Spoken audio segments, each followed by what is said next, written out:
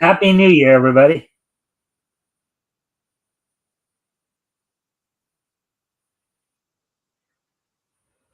All right, so welcome to the Mikestand, the first episode of 2026. Hopefully, everybody's has gotten off to a good start to the year thus far.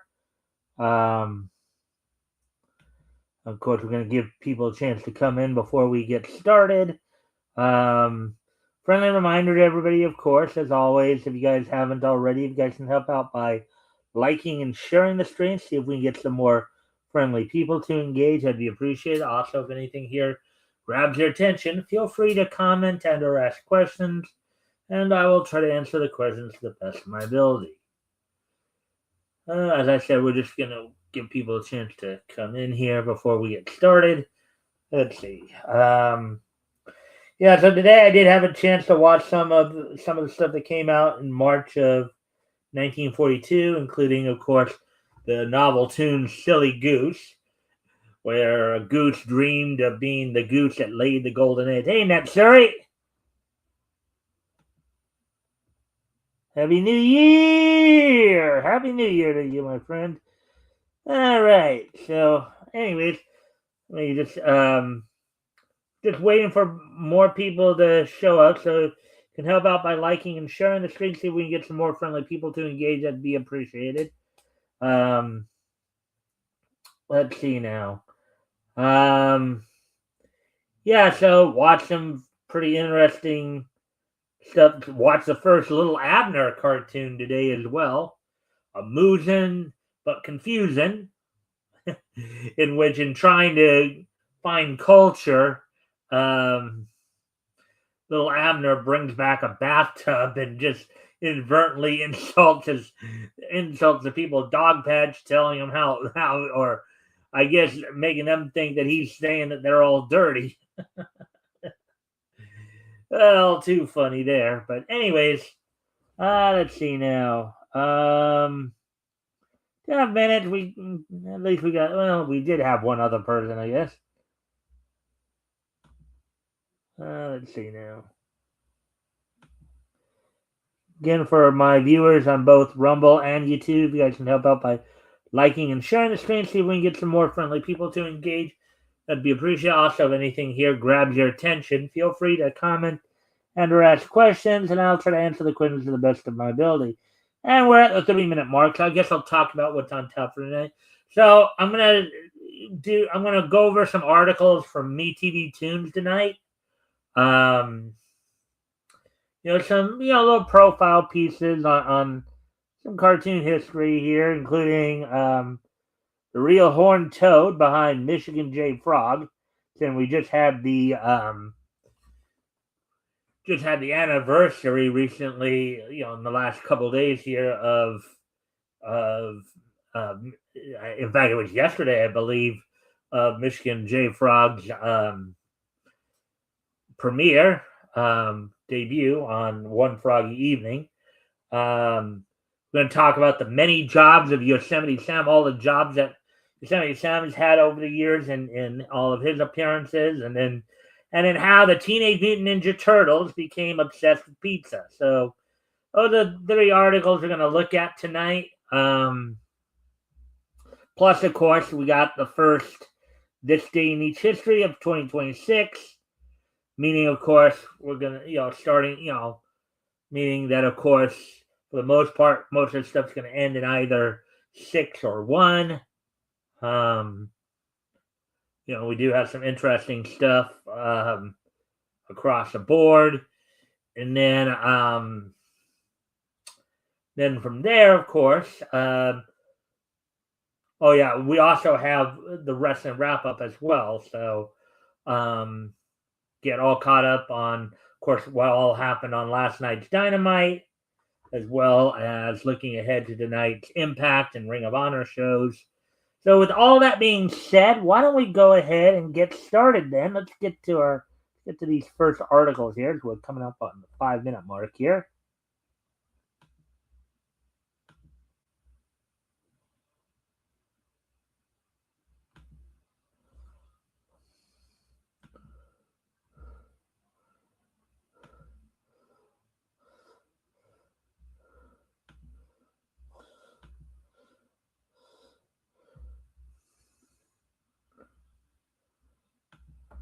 And maybe MeTV didn't decide to do an article on this because of the fact it was coming up on its 70th anniversary. So, the real horned toad behind Michigan J. Frog.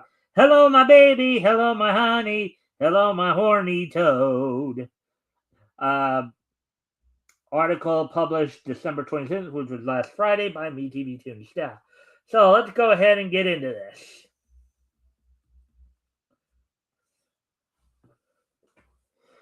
Did you know that Michigan J. Frog was inspired by a real frog?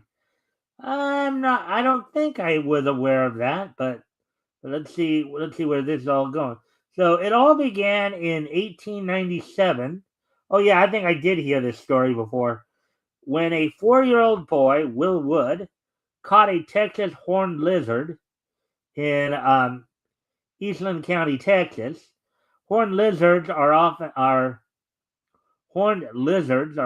called horned toads or horny frogs, but they are lizards, not frogs or toads.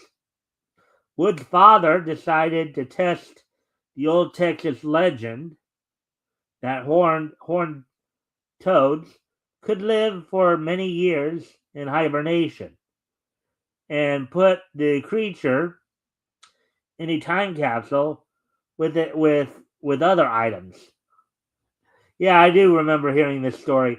They buried the time capsule in the cornerstone of the Eastland courthouse and forgot about it for 30 years. In 1928, the courthouse was being torn down, and the construction workers found the time capsule. Suddenly, everyone remembered that a lizard had been buried alive in there. Whoa, okay. All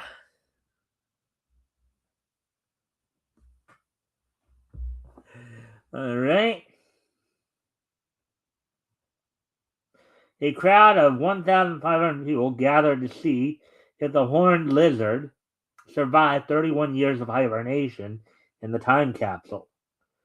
Boyce House, a newspaper reporter at the event, wrote that, quote, Eugene Day thrust his hand into the cavity and lifted a flat, dust-covered toad. The pastor handed the creature to Judge Pritchard, who dangled it with a hind leg that all might see. Suddenly, the other hind leg twitched, and the frog was alive. Wow. Within a few minutes, the toad began to blink, breathe, and fully come back to life. While scientists and zoologists debated if a horned lizard could survive that long, the media frenzy had already begun. The town named the lizard Old Rip, after Rip Van Winkle, the fictional character who fell asleep for 20 years. And before scientists could analyze him, Old Rip was already off on tour. Oh boy. Yeah, it might have been a good idea to let the scientists at least have a look at him to find out what exactly how he pulled it off. But people, I guess, were just so starstruck over it, huh?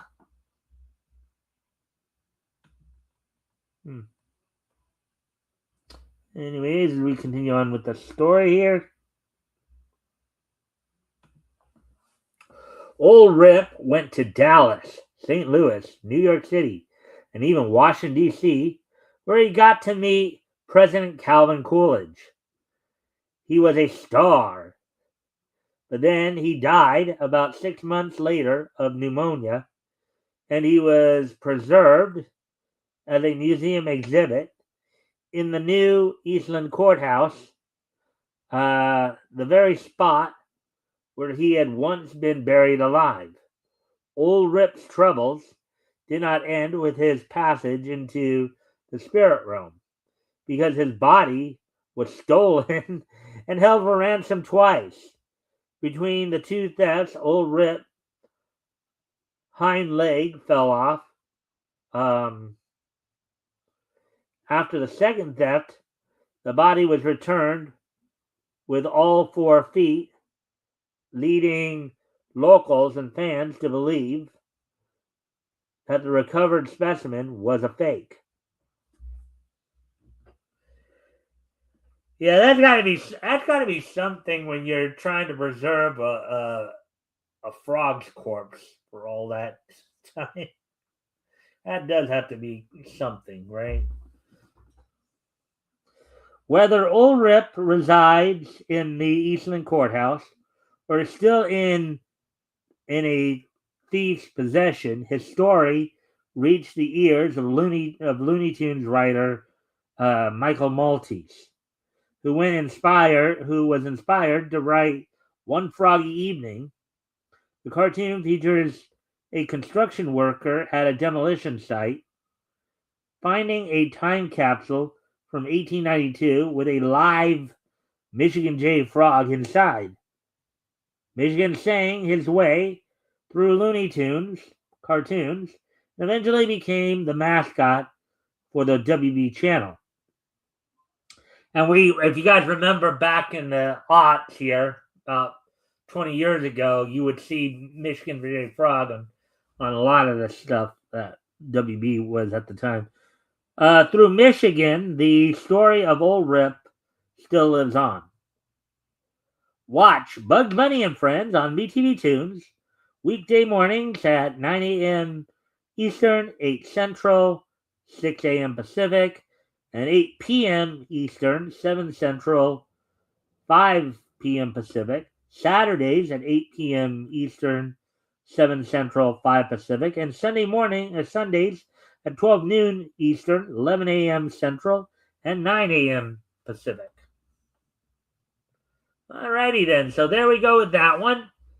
So now let's go on to the next story here. And again, if you haven't already, you guys can help out by liking and sharing the stream. See if we can get some more friendly people to engage. That'd be appreciated. Also, if anything here grabs your attention, feel free to comment and or ask questions, and I will try to answer the questions to the best of my ability. With that being said, let's move on to the next story here. The many jobs of Yosemite Sam. He's a tiny little man of many talents. Published on December 28th, 2025 by MeTV Tunes staff. So December 28th, that would have been, I believe, this past Sunday. So let's see now what we got here. Yosemite Sam began his cartoon career in 1945, about 10 to 15 years later than the rest of his Looney Tunes cast members. He was developed by Fritz Frayling because Bugs Bunny needed a more formidable opponent than Elmer Fudd. Jumping into the rodeo at the 11th hour meant Sam had a lot to prove, and he put his talents on display with his many, many jobs. His real job was being an antagonist to Bugs Bunny. But in the 33 cartoons they appeared in together, Sam's jobs put him in a lot of silly yet dangerous scenarios. Let's take a look at Sam's many careers. Train robber bandit. Look at that, you got Bugs Bunny in the mailbag there. Yosemite trying to down there. Okay.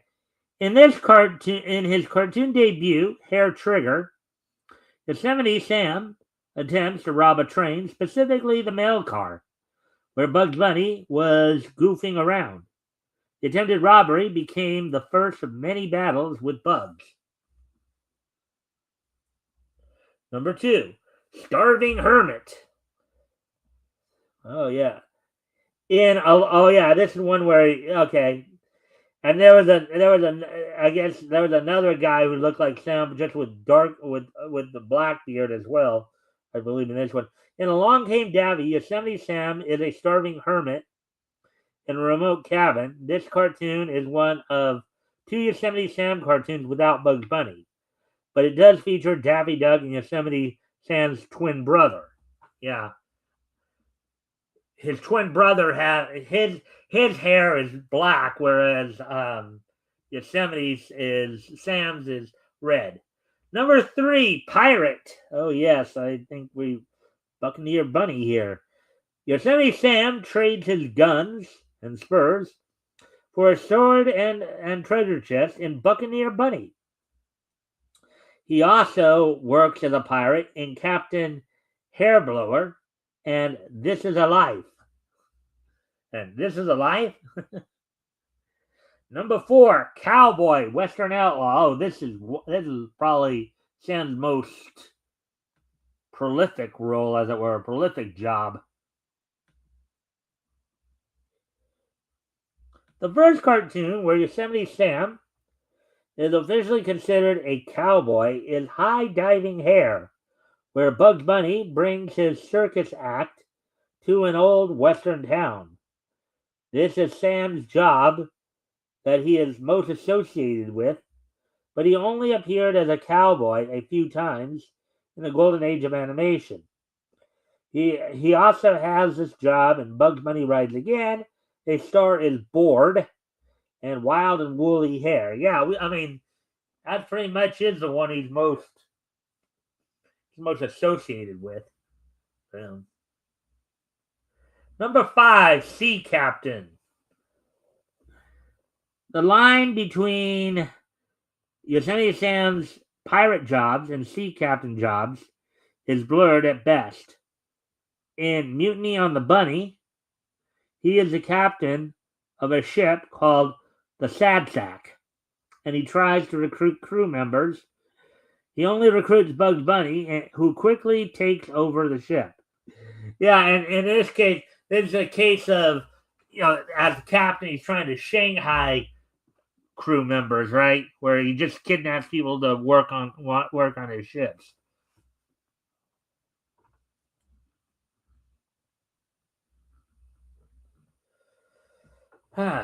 Number 6, Soldier. Oh, my little soldier boy.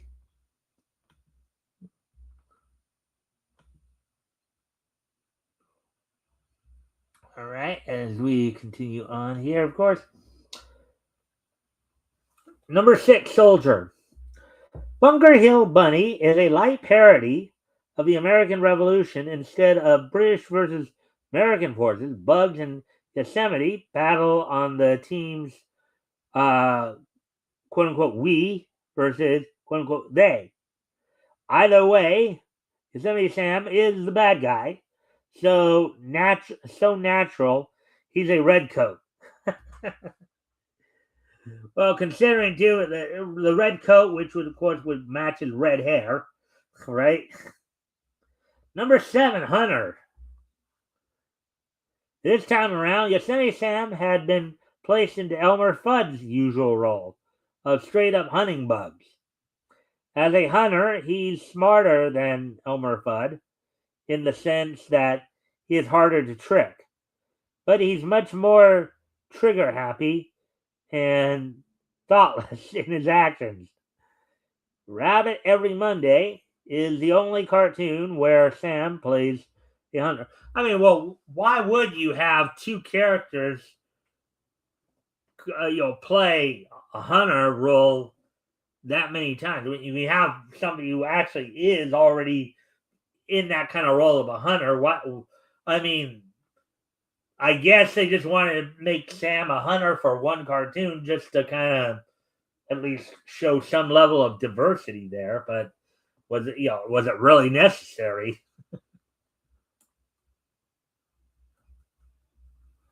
Let's see now.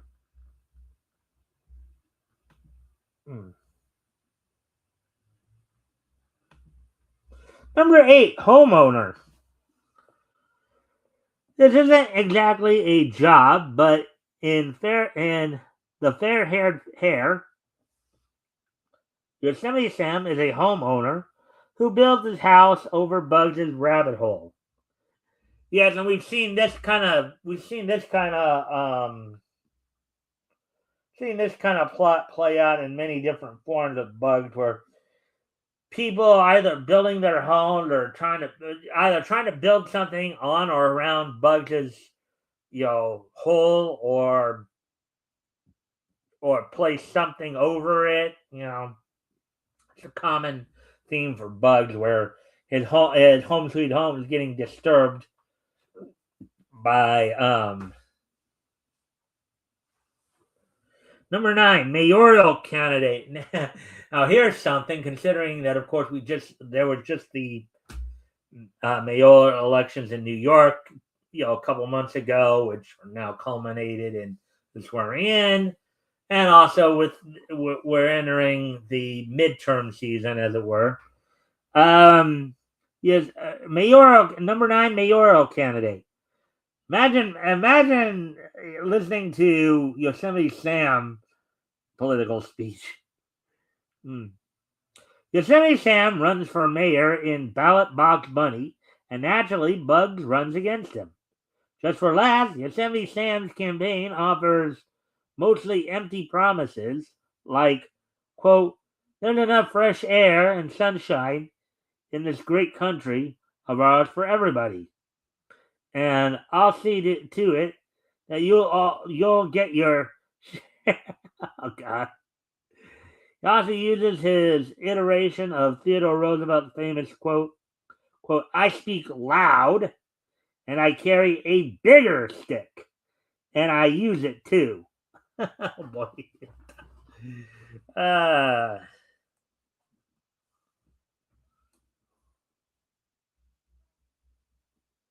Number 10, Gold Digger. Oh yeah, I've seen it. I've seen him in a couple of these. Gold Digger. In both Hair Trend and Honey's Money, Yosemite Sam has no job and woos old ladies with big fortunes. In Honey's Money, he succeeds in marrying her, but her larger son nearly breaks Sam's back with playful horse rides. Yeah, I mean the kid is so big that he's probably like mentally he's probably like 7 years old, but he looks more like he's like 12, 13, 14 or something like that. He's like baby Huey in human form almost. Ah.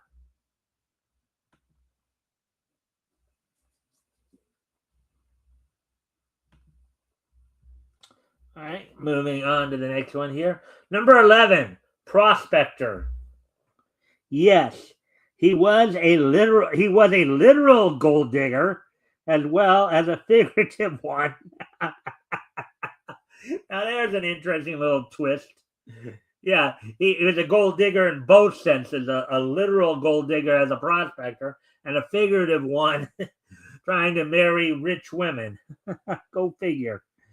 Yosemite Sam takes part in the Klondike Gold Rush in 14 Karat Rabbit, where he starts as a claim jumper, but then tries his hand at prospecting. Number 12, Bank Robber. Look at that. Oops. Perhaps inspired by D.B. Cooper in Hairlift, by D.B. Cooper. In Hairlift, Yosemite Sam robs a bank and drives a getaway car to the airport, hijacks a plane, piloted by Bugs, of course, and then parachutes away to freedom. Unfortunately for him, he lands right in a police car. Yeah, but I kind of wonder, though, if that's in the same jurisdiction as where he actually robbed the bank.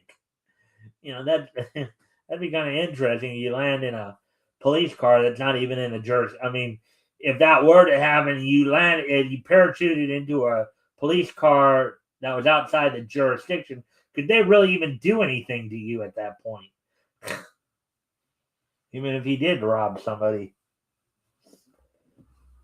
kind of would be a very interesting legal question to ponder. Uh,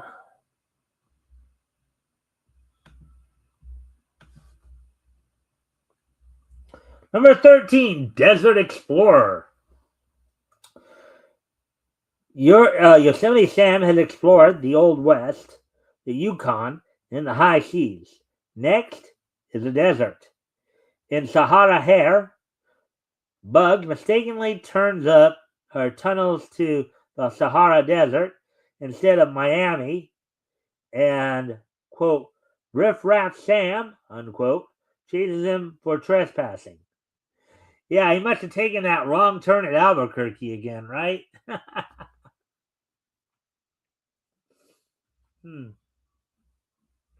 Number 14, Roman Legionnaire.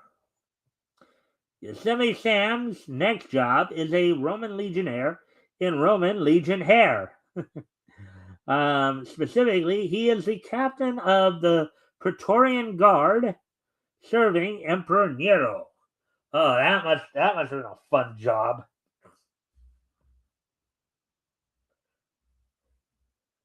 Number 15, Castaway. Surviving is the most important job of all. Yosemite Sam is a castaway in Robinson Crusoe.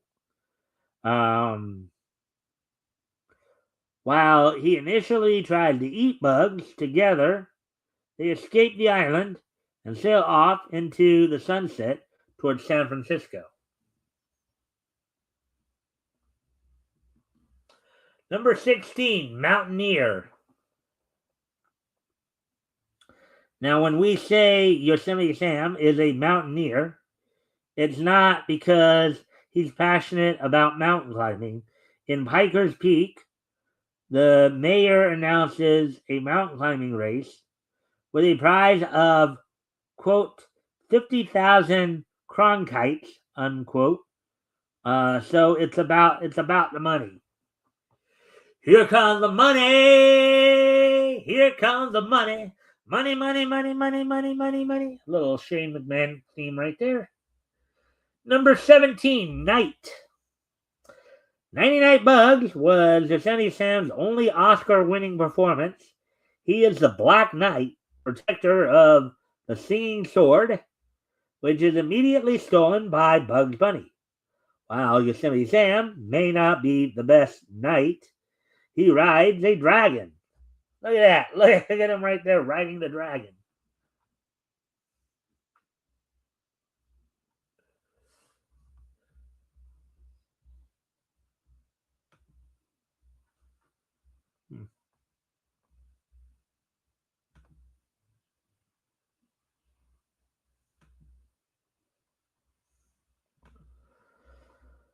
Number 18, Grand Duke. Of course, Yosemite Sam is a Nepo baby. And from hair to heir, he plays a Grand Duke, whose uncle, in parentheses the king, has cut off his allowance because of his bad temper. Sam must prove to Bugs Bunny that he can maintain his composure and not fly off the handle. Guess who wins? Bugs, of course. Number 19, Alien. Oh boy, here's another one where they actually already had a character kind of in that role, and they decided to have Sam play the character and play that role as well. Of course, does the name Marvin the Martian mean anything to anybody?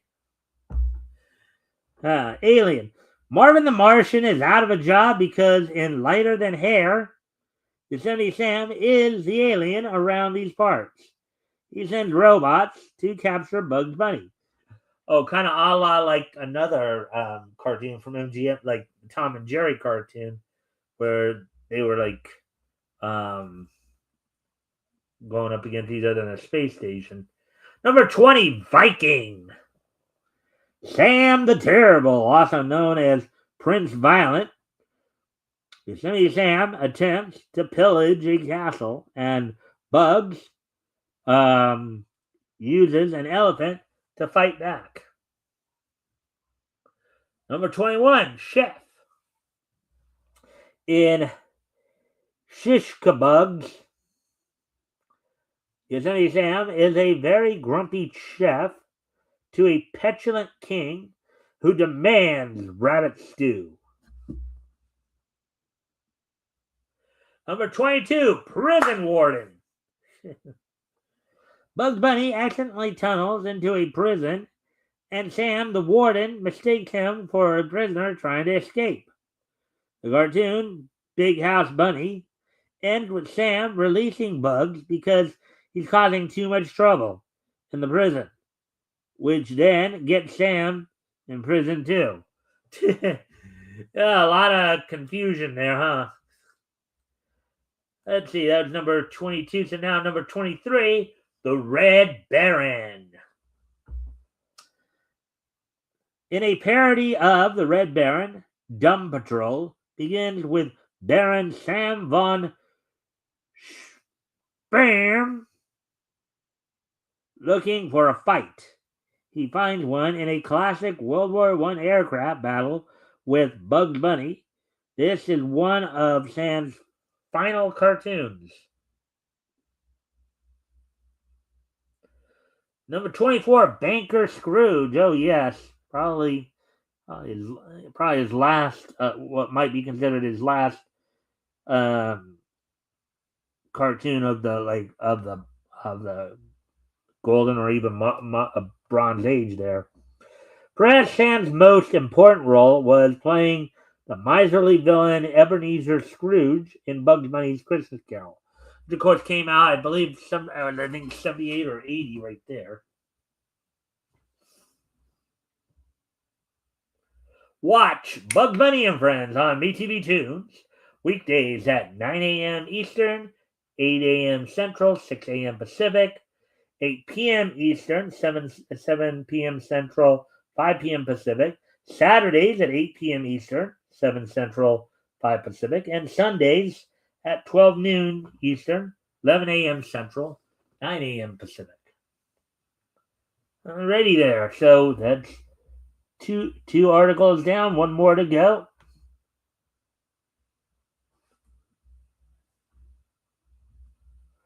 The Teenage Mutant Ninja Turtles article here.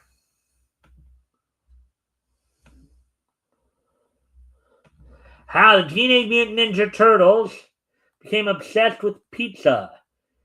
Dude, they've got that pizza power! Article published December 29th, this past Monday, by BTV Tunes staff. Look at that pizza.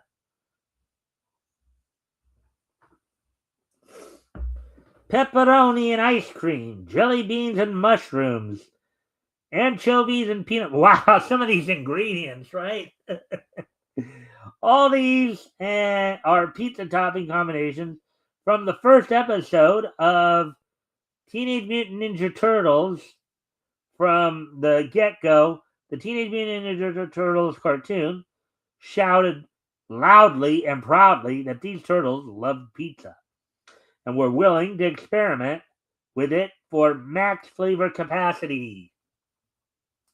Teenage Mutant Ninja Turtles, Teenage Mutant Ninja Turtles, Teenage Mutant Ninja Turtles, hero than a half shell, turtle power. But the Teenage Mutant Ninja Turtles didn't always eat pizza. It's almost impossible to imagine, but in the original comic book, the Teenage Mutant Ninja Turtles didn't eat pizza and were disgusted by the concept. Naturally, Michelangelo was the only turtle interested in trying pizza, but the others rejected the idea. So what did the turtles eat and drink in the comic books? Beer. It's the only beverage, parentheses, or food, regularly consumed by the turtles in the comic book. Well, obviously, if you're gonna make this into a kid's cartoon, you can't have the main characters drinking beer in a kid's cartoon. Yeah, that would go. The PTC would be having a fit over that. Wait, you're showing our kids these characters drinking beer? What in the these teenagers drinking beer? What in the world are you thinking? Oh boy. Mm.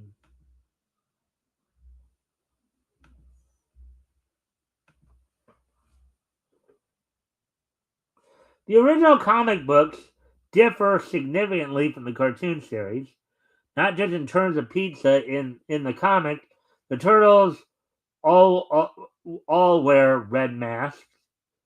Splinter's origin story differs, and the battle scenes are much more violent and gory.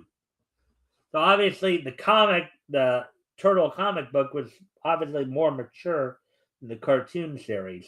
But again, this is much like what like Metal and I were talking about with Battle of the Planet yesterday with the whole and Sailor Moon with the whole bowderization situation, right? When you adjust something to make it more kid friendly. Um, for a self-published comic, Teenage Mutant Ninja Turtles was a huge hit, and creators Kevin Eastman and Peter Laird went from being struggling artists to co-founding Mirage Studios to expand the Teenage Mutant Ninja Turtle production. As they expanded the business, licensing agent Mark Friedman stumbled upon the comics and saw a huge branding opportunity for toys and more. Again, if you're gonna, again, of course, though, if you're gonna market this towards kids, you got to make it more kid friendly. You got to tone down the violence. You got to obviously tone down the adult content. The characters can't be drinking beer because parents would freak out and think, well, if our kids saw these teenage turtles, drinking beer, they'd want to start drinking beer, right? Friedman loved the Teenage Mutant Ninja Turtles, but suggested some changes to Eastman and Laird to make the turtles more family-friendly for kids. Little changes like changing the bandana colors to make the turtles stand out more, and swapping the beer for something more wholesome. Eastman and Laird ate a lot of pizza while working on the comics, so they made the fateful choice to turn the Teenage Mutant Ninja Turtles into pizza lovers. Wow. So since the creators were huge pizza lovers and figured, well, might as well make our character. I mean, at least then, at least then the parents can't be complaining because, at least now we're having the kid, if the kids want to eat more pizza because they're seeing the turtles eat pizza, that would be actually much better than having them wanting to drink beer because they're seeing the characters drink beer. Huh.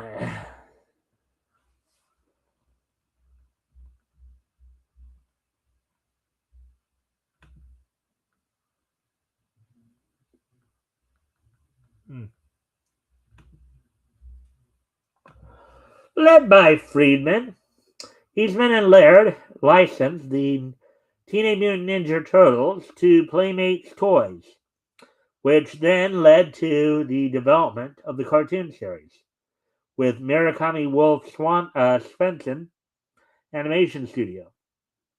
At this point, pizza was in the comic books as the Turtles' favorite food, but the creation of the cartoon series made pizza as big of a character as the Turtles. Yeah, and some of those experimentations, right? All the different kind of experimental combinations there for the toppings. And some people get upset when people put pineapples on pizza. Imagine what kind of fits they'd have, with the turtles. When the cartoon premiered in 1987, pizza was eaten at least once an episode. Pizza provided a moment for the turtles to discuss the episode situation or unwind after a battle. It became a core part of the show and the brand, and for 1990 feature film. Pizza led to a game changing partnership with Pizza Hut. Well, yeah, I mean, if you think, well, any type of communal eating activity would provide that for you. You know, you're sitting around, you're just kind of relaxing after, they said, after a mission, or just, you know, hanging out, talking about this, that, and the next thing, you know. So for the VHS release of Teenage Mutant Ninja Turtles, each tape included a commercial for Pizza Hut and a Pizza Hut coupon book worth $20. You could order pizza while you watched the movie. The product placement didn't end there. The Teenage Mutant Ninja Turtles arcade game soon became a staple in many Pizza Hut locations. The game itself featured Pizza Hut branding and pizza power-ups to level up characters. Pizza Hut even sponsored the live Coming Out of Their Shells tour, a concert tour of the Turtles performing songs from the movie, such as Pizza Power. While co-creator Peter Laird later admitted that he felt Teenage Mutant Ninja Turtles had maybe overdone it on the pizza, many fans still love how much the Turtles love pizza. Watch Teenage Mutant Ninja Turtles on MeTV Tunes weekdays at 7:30 a.m. Eastern, 6:30 a.m. Central, 4:30 a.m. Pacific, 4 p.m. Eastern, 3 p.m. Central, 1 Pacific, and midnight Eastern, 11 p.m. Central, 9 p.m. Pacific. Alrighty then. So there we go with that. So we're done with all the articles for the night, as we are up to 42 minutes. So we will actually be getting ready to head on to the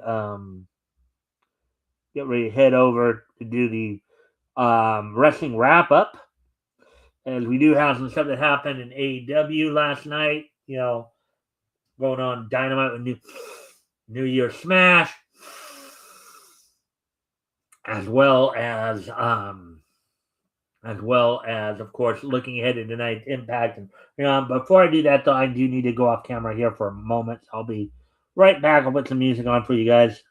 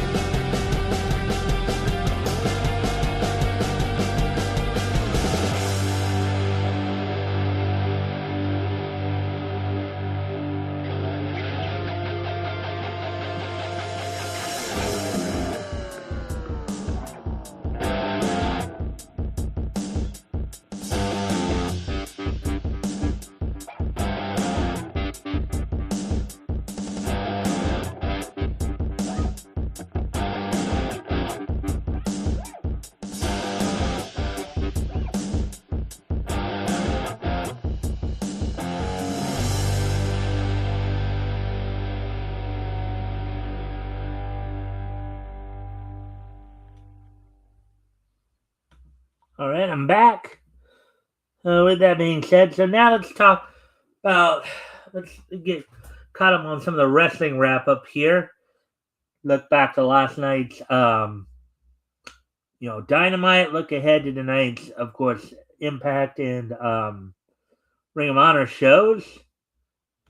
So first off, looking back to last night's Impact, as I get there.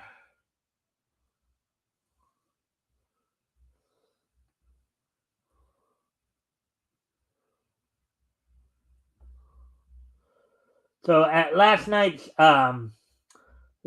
New Year's Smash Dynamite event, coming from the Liberty First Credit Union Arena in Ralston, Nebraska, with Excalibur and Tony Schiavone on commentary. Of course, the show opened up with a promo segment in which MJF came out to celebrate / gloat over his, winning the AEW World Title, and of course reintroducing fans to the Triple B,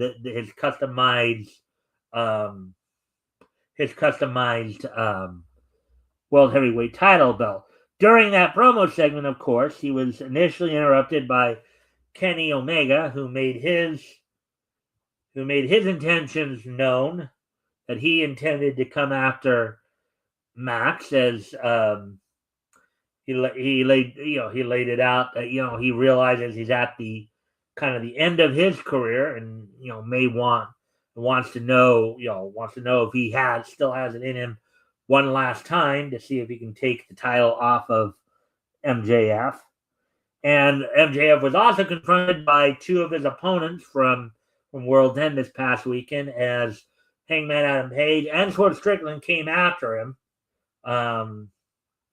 which he reminded them that he beat them already for the title, in that 4-way, as and Samoa Joe as well, which eventually led to another little side promo, which Samoa Joe got on the Titantron and confronted them about hitting Hook, and with the Ops looking to go after Page and Strickland, to get some revenge from their recent heat. So that's how the show got started. And then as the night went on, of course, the opening match was a Tornado mixed 6-person tag match in which the Death Riders of Claudio Castagnoli, Daniel Garcia, and Marina Shafir defeated Orange Cassidy, Roderick Strong, and 4-time AEW Women's World Champion Toni Storm in a 6-on-6 match in which I believe Shafir actually got the win on Toni Storm. In a non-title match, Ring of Honor World Champion Bandito defeated the Beast Muertos in just under 10 minutes, finishing him off, showing Bandito's incredible strength in executing his 21 suplex, which he has the opponent hanging on the top rope there, and then goes up, rolls over him, and then rolls back, grabbing him in the waist lock, and then bridging into the German suplex. Then Brody King defeated one half of the Swirl, Lee Johnson, in just under a minute, 52 seconds. Then in a Continental title eliminator match in which, if the challenger, in this case Josh Alexander, had either lasted the time limit or had won the match, would have earned a shot at the Continental title, in this case being held by Jon Moxley. Let's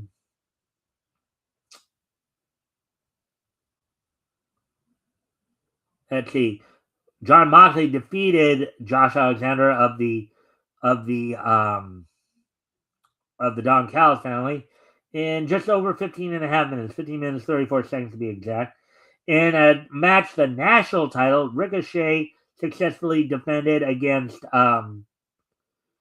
Jack Perry, in which, after beating down Jack Perry, they they went after an injured Luchasaurus who came out to try to help Jack after the match.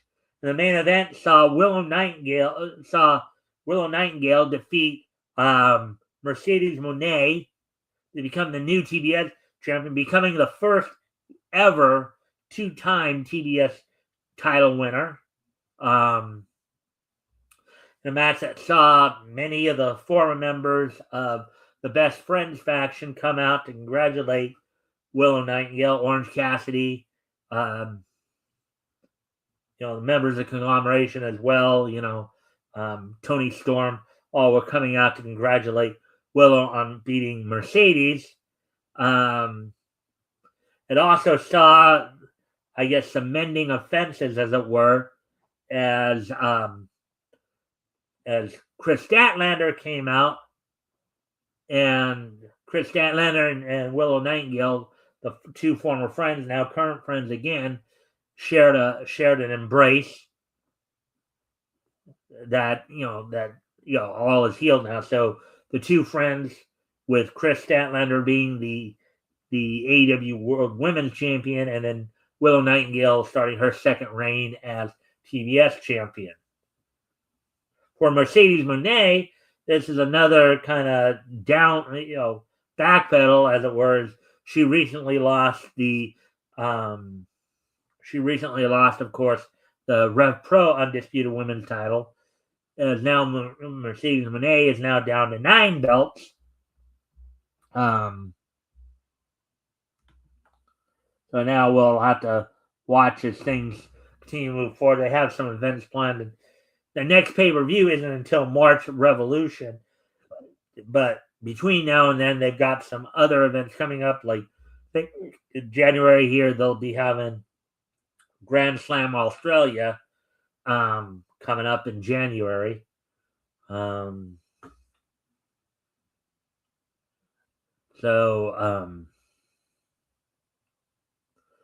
now with that, let's go ahead and move on to what's going on tonight's episode. Let's look ahead to what's going down tonight on Impact and Ring of Honor.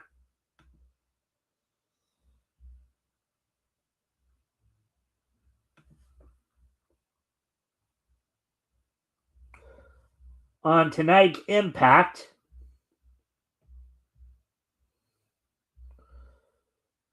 coming from the El Paso County Coliseum in El Paso, Texas, with Tom Hannafan and Matthew Rainwell on commentary. The Angel Warriors, Lei Ying Lee and Zaya Brookside, Lei Ying Lee, the current Knockout World Champion, will be taking on the Elegance brand of Heather and M by Elegance, the former Knockouts World Tag Team Champions. The Hometown Man takes on Order 4's leader Mustafa Ali in a six-woman tag team matchup. The team, calling themselves now the Diamond Collective of Tessa Blanchard, Victoria Crawford, and Mila Moore, will be taking on the team of Indy Hartwell, Jada Stone, and Jody Threat. The main event will see Frankie Kazarian defend the TNA World Title against Bear Bronson. Bear Bronson recently won that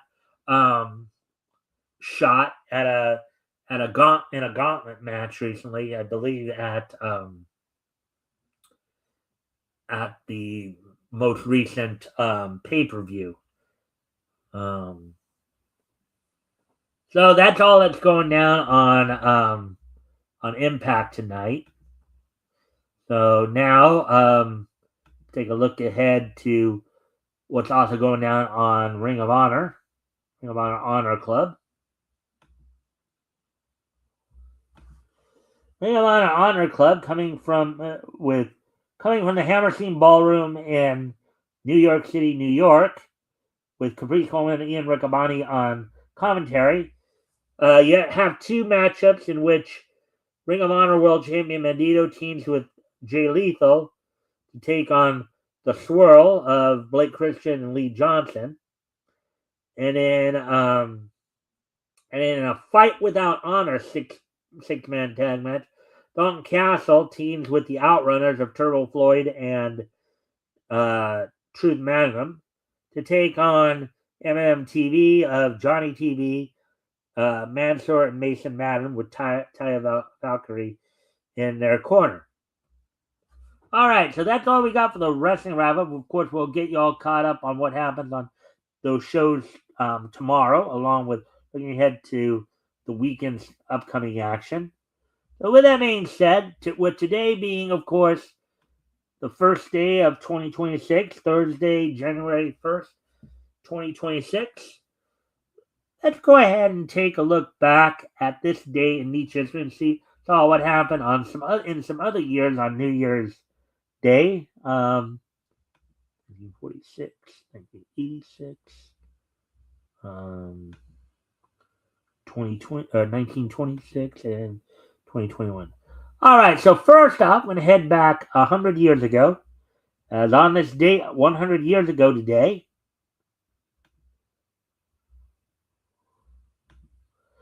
Walt Disney's Alice on the Farm of the Alice comedies premiered on this date back in 1926, 100 years ago today.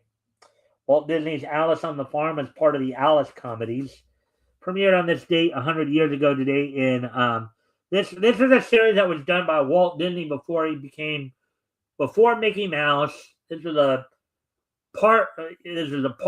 partly animated, partly live short.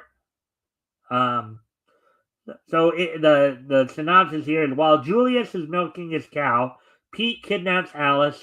Julius gives chase and winds up in a duel with Pete. And by this point, Margie Gay had taken over the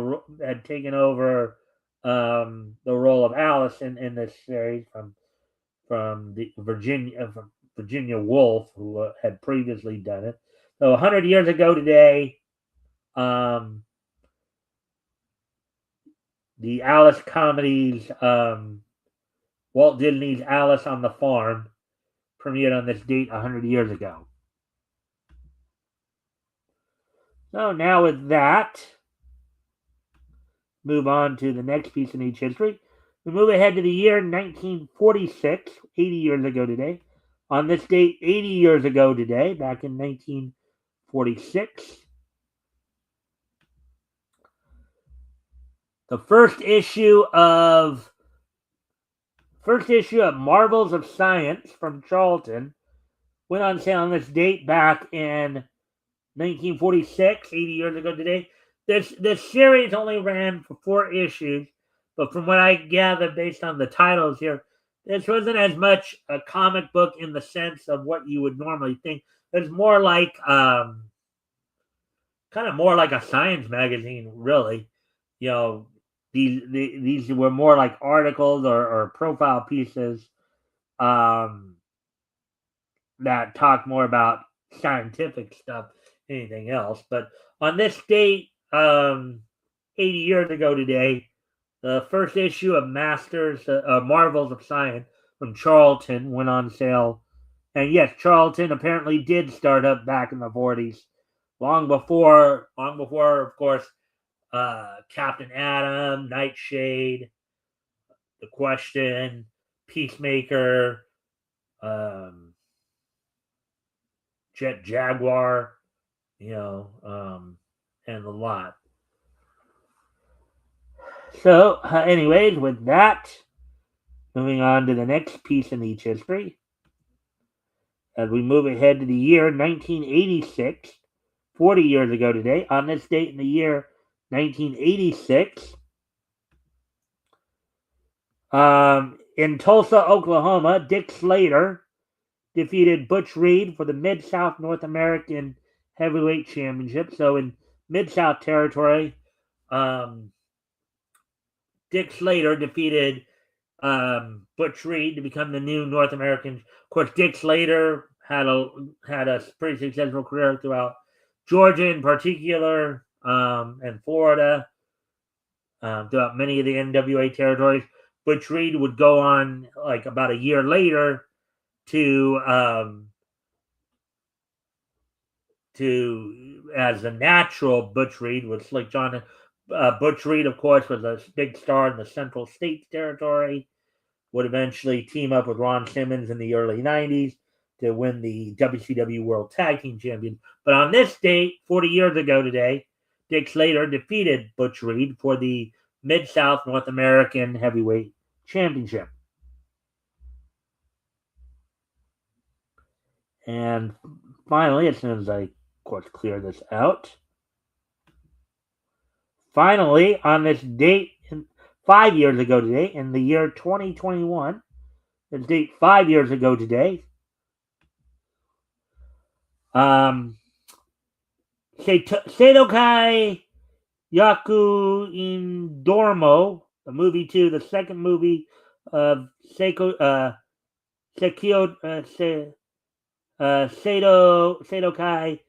Yakui in Dormo, premiered in Japanese theaters on this date in 2021 from Gohans. The plot of the story, as it was originated in the comics, Takatoshi Suda attends Osai Academy, a high school that, due to declining birth rates, is converted from an all-girls school to a co-ed school with a male-to-female ratio of 28 to 520. So for every 28 males, there's 524 females. On his first day, he is forcibly recruited into the student council as the vice president and sole male representative. The story follows Suda and the student council as they interact with each other and their schoolmates. And apparently this was not dubbed. This is one of those kind of slice of life, borderline harem type animes that would appear. So, anyways, that being said, we finished up everything now. I thank everybody for being here tonight. Hope everybody enjoyed the show. We'll be back here with more Niche News tomorrow, of course. And also, don't forget this Sunday, I'll be joined by Rick Piper of Cross Comics, as we will be looking at comics that went on sale in July of 1940. We'll be looking at Holyoke, books that went on sale from Holyoke. With that, I thank everybody for being here, and I hope to see everybody back here tomorrow. Bye.